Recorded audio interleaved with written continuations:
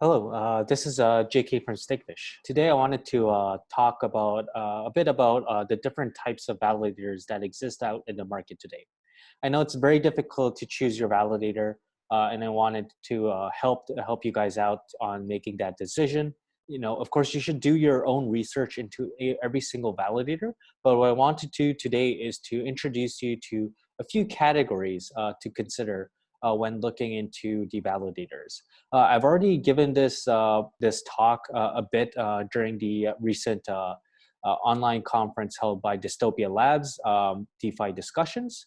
But I've really glanced over it during that time because I didn't have enough time to go over it in more detail. So I wanted to create this separate video in the hopes that it helps out delegators and stakers out there to make your decision on what validators to choose from. And so without further ado, let me just share my screen.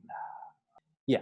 So there's four large categories of validators, in my opinion. There's the exchanges, there's professional validators, there's individual validators, which are, I guess, in a sense, a smaller set, a smaller team than professional validators. And then there's also a fourth category that I did not add in here because for the purpose of this video, because it might not concern most of the stakers out there. The fourth category I did not include here are the fund validators. But in most cases, these funds are staking their own assets and not necessarily seeking for delegations from individual stakers. So for the purpose of this video, I have excluded that category. So let me just first dive into then exchange staking. And for each of these categories, I'm going to go through the pros and cons of each and just give a short example of each of a validator that falls into each category. So starting with exchange staking, the advantage is very obvious. It's extremely easy to do staking on an exchange. You don't need to worry about your keys. You don't need to worry about how to stake. You don't need to worry about finding the necessary tools. It's really, really easy if you just keep your tokens on an exchange, because the exchange will go out and just stake it for you. There's also no lockup periods if you stake with an exchange, because they're able to move around assets using accounting and not necessarily need to move tokens across different addresses. They're likely going to do some internal accounting bookwork to let people trade instantaneously rather than having people lock up their tokens for staking. The disadvantages in two parts. There are two disadvantages. One is that obviously not your keys, not your coins. If you have tokens on an exchange, if the exchange gets hacked, you will likely lose some of your assets. So that's not great. And then also, if you leave your tokens on an exchange, that means that the network will have further centralization, which definitely is not a bullish indicator for any network. Examples of exchanges that are doing staking will be Coinbase and Binance. Now, moving on to professional validators, I further divided up the professional validators into two. The first are the protocol developers.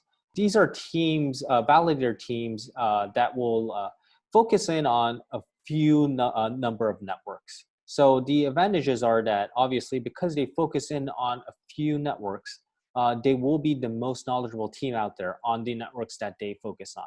They will also be coding a lot and will be contributing a lot of code to some of these network code bases. And so the other advantage is that if you stake with these protocol developers, you'll be likely helping fund these protocol developers indirectly, because the staking fees that the protocol developers earn will be going into enhancing the network. The disadvantage here is that the number of networks that these protocol developers will be supporting will be very limited, because obviously it takes a tremendous amount of time just to be focused on a select number of networks. And Cryptium Labs obviously is one of the biggest examples here. They focus a lot on the Tezos development and have been doing a great job on that front. There's also the pure infrastructure validators. These validators will be focusing on a wide range of networks rather than focus on a few. And they'll have a pretty good understanding of the overall development of the entire POS ecosystem.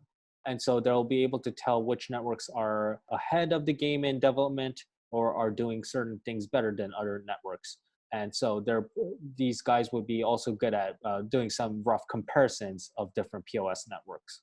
The disadvantage of pure infrastructure validators would be that they will not be focused on any one network. And again, which then goes back to the question that if you have any specific questions on a protocol, the pure infrastructure players might not have the exact answers, rather protocol developers might have better answers there. Stakefish naturally fits into this pure infrastructure validator, as we support right now a dozen live networks, and we have a dozen more in various testnet stages. The final category I would like to go through are the individual validators. Now, these teams will have only 1 to perhaps 3 or 4 people in their team, and they will be likely highly focused on a few number of networks, even perhaps one. And the biggest advantage is that they'll have a really high focus on their delegators. They're a small team, and they focus on 1 or 2 networks, and they will try their best, and they will be very focused on what their delegators ask them. And also, staking with these individual validators are extremely valuable to the decentralization of the network. So by staking with them, you will be helping out with the decentralization of the protocol. The disadvantage is, of course, that they will be running a small operation. So there may be a lack of support and monitoring when compared to professional validators.